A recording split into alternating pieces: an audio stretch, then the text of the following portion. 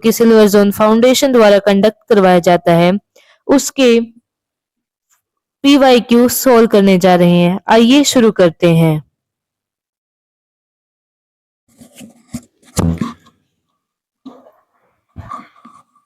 सबसे पहले इसमें दिया गया है एक छोटा सा गद्यांश। उसी के आधार पर हमें 5 क्वेश्चन दिए गए हैं जिनको हमें सोल्व करना है।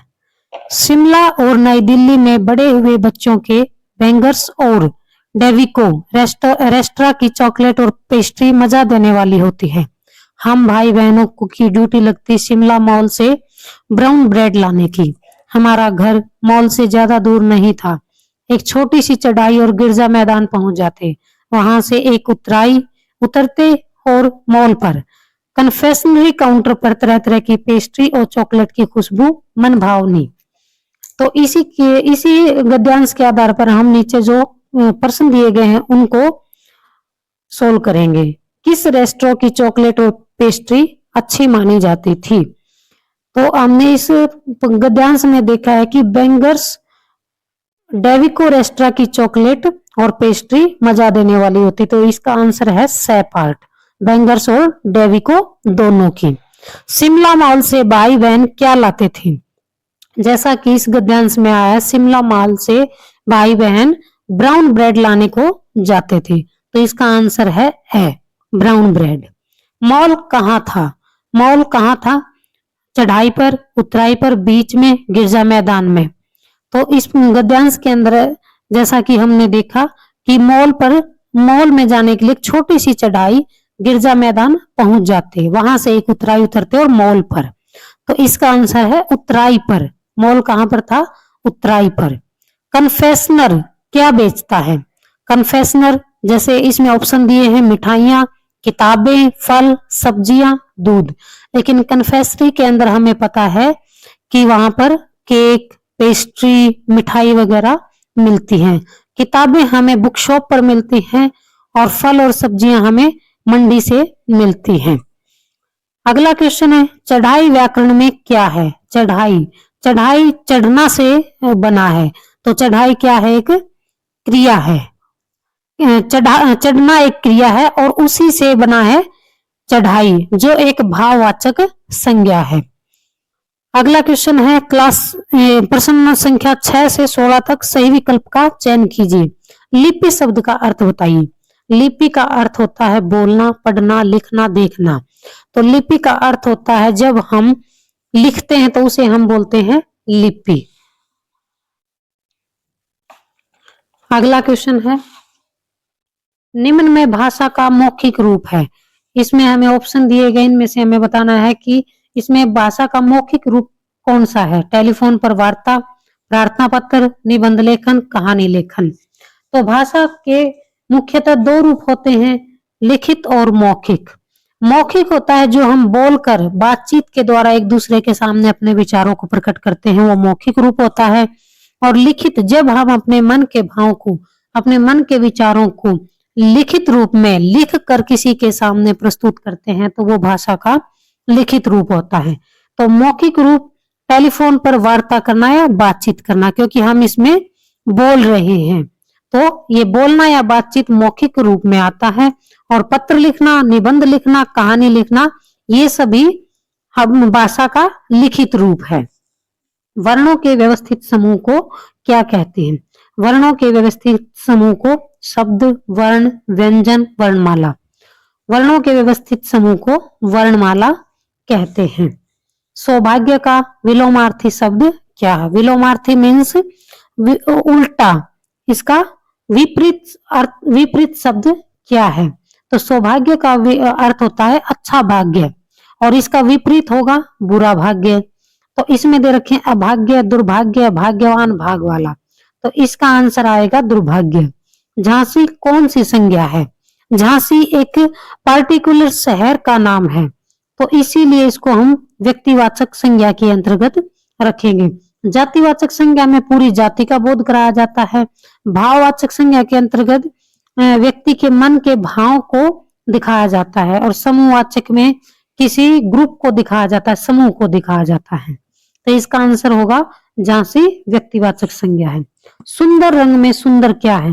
सुंदर रंग में सुंदर एक विशेषण है, विशेषण में गुणवाचक विशेषण है, क्योंकि रंग की विशेषता है सुंदरता, सुंदर, तो ये एक गुणवाचक विशेषण है। और सर्वनाम क्या होता है? संज्ञा, संज्ञा किसी व्यक्ति, वस्तु या स्थान के बारे में जो हमें बताए वो संज्ञा होता है। सर्वनाम संज्ञा के स्थान पर जो प्रयुक्त होता है वो सर्वनाम होता है। जैसे सीता, सीता एक संज्ञा है, जबकि उसके बारे में अगर हम इंग्लिश में शी यूज करते हैं या वह यूज करते हैं तो वह उसका सर्वनाम होगा। और परिमाणवाचक विशेषण, जैसा कि परिमाण, परिमाण से हमें बोध होता है किसी संख्या या उसकी क्वांटिटी के बारे में हमें बता रहा है परिमाणवाचक विशेषण। तो इसका सुंदर रंग में सुंदर क्या है? गुणवाचक विशेषण है। गैर शब्द कैसा है? गैर शब्द, जैसे शब्द की जो रचना के आधार पर शब्दों के प्रकार होते हैं, जिसमें देशज और विदेशज होते हैं। तो देशज शब्द वो होते हैं जो हमारी अपने जो देश से रिलेट करते हैं, अपने देशी भाषा से जो शब्द लिए गए हैं। और विदेशज में जो विदेशी भाषाओं से जो शब्द हमारी भाषा में अपनाए गए हैं वो विदेशज हैं। तो जो गैर है वो एक विदेशज शब्द है। गैर कौन सा है? विदेशज शब्द है। और तत्सम, तत्सम शब्द वो होते हैं जो संस्कृत भाषा से एज इट इज हमारी भाषा में, हिंदी भाषा में अपना लिए गए हैं, वो संस्कृत से अपनाए गए शब्द हैं, वो तत्सम है। तद्भव, तद्भव शब्द मीन्स जो संस्कृत से थोड़े से अपने रूप में परिवर्तन करके, बदलाव करके जो शब्द हिंदी भाषा में आए हैं वो तत्सम शब्द हैं। और देशज और विदेशज का मैंने आपको बता ही दिया। देशज वो हैं जो हमारे देसी भाषा के जो शब्द हैं वो देशज हैं, और विदेशी जो विदेशी भाषाओं से अपनाए गए शब्द हैं वो विदेशज हैं। अगला है सर्वनाम बताना है हमें क्वेश्चन नंबर 13 में। तो जो पहले भी बताया था कि संज्ञा के स्थान पर जो शब्द प्रयुक्त होते हैं वो सर्वनाम होते हैं, तो इसमें सर्वनाम वह है।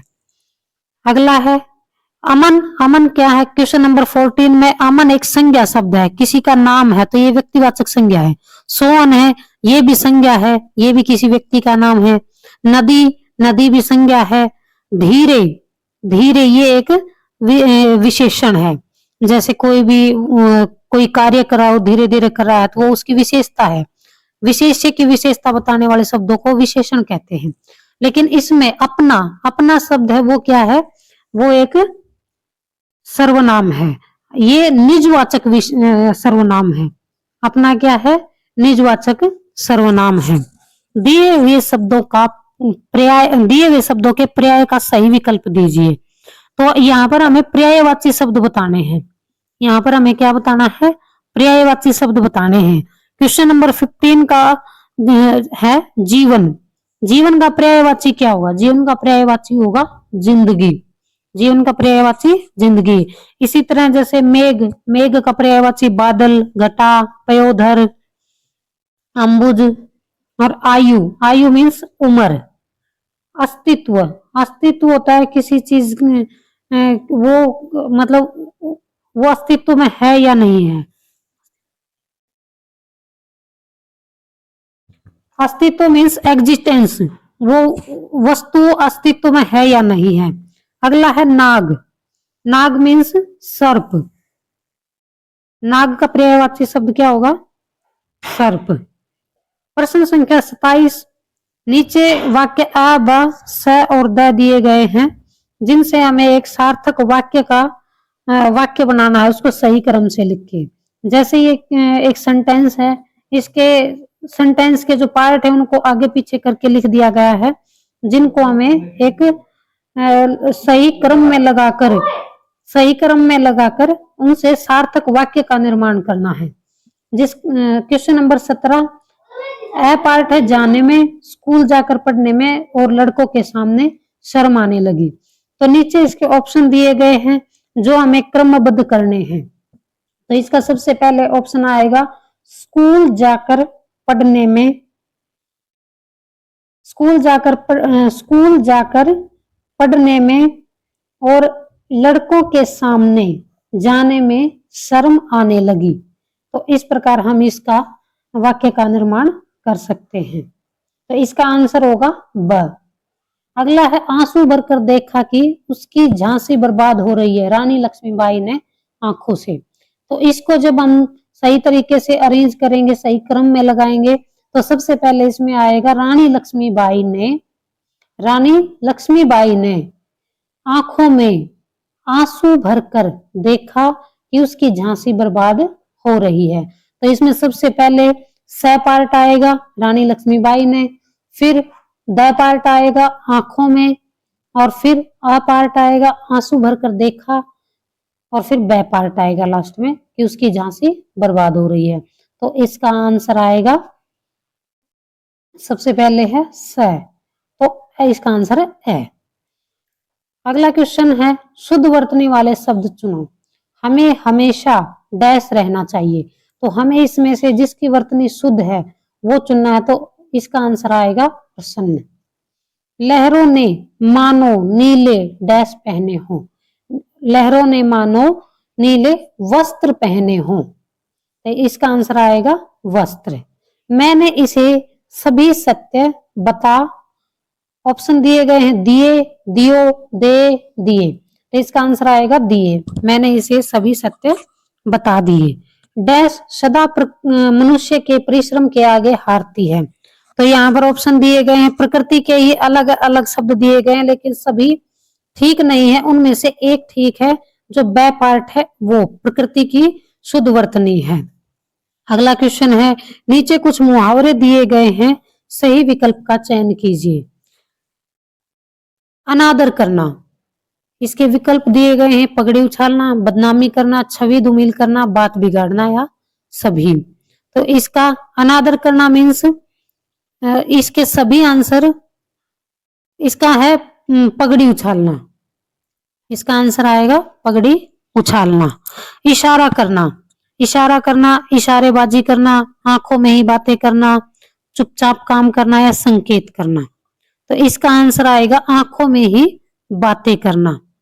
बहुत क्रोधित होना, आपे से बाहर होना, मुंह तोड़ जवाब देना, आंखें दिखाना, आंखें खुलना, तो बहुत क्रोधित होना मीन्स आपे से बाहर होना, आपे से बाहर उतरना।